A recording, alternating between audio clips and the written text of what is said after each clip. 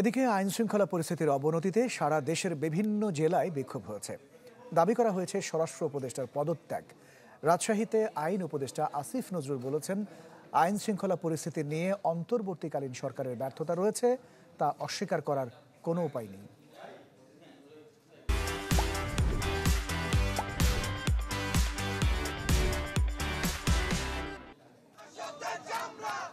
দেশজুড়ে হত্যা, ছিনতাই, ডাকাতি সহ ধর্ষণ ও যৌন নিপীড়নে ক্ষুব্ধ ও আতঙ্কিত বিভিন্ন জেলার মানুষ।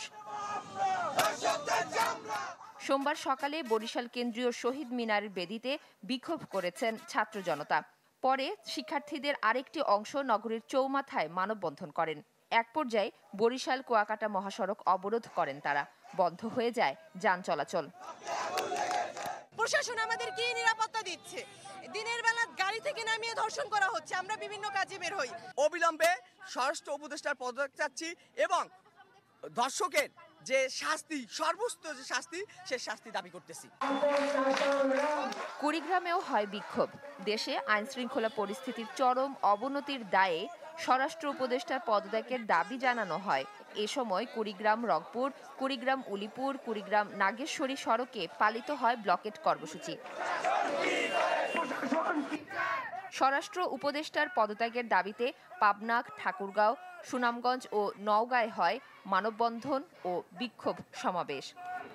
বাজারে যাব, আমি আত্মীয় স্বজনের বাড়িতে যাব, আমি আমার কাজে যাব, সেখানে নিরাপত্তার সঙ্গে আবার ফিরে আসতে পারবো কিনা, এই যে উদ্বিগ্ন। একটা স্বাধীন সার্বভৌম দেশে দিনের বেলায় যদি আমাকে এরকম আতঙ্কিত থাকতে হয়, তাহলে এটা খুবই দুঃখ এবং লজ্জাজনক।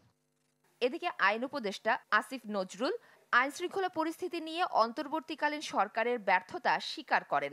রাজশাহীতে এক কর্মশালায় এই কথা বলেন তিনি। একই অনুষ্ঠানে পুলিশ প্রধান বলেন, একটি গোষ্ঠী বাংলাদেশে স্থিতিশীলতা চায় না। আমাদের ব্যর্থতা আছে, এটা অস্বীকার করার কোনো রকম উপায় নাই।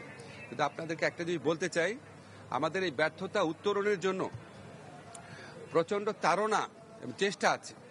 3 অর্গানাইজেশন মিলে তারা একটা ইন্টেন্সিভ পেট্রোল প্রোগ্রাম নিয়েছে। আজকের থেকে এটা বাস্তবায়িত হবে আশা করি।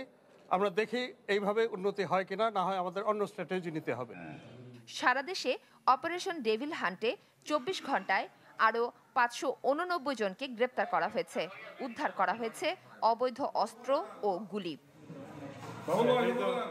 মাফতুহা মিলি, চ্যানেল 24।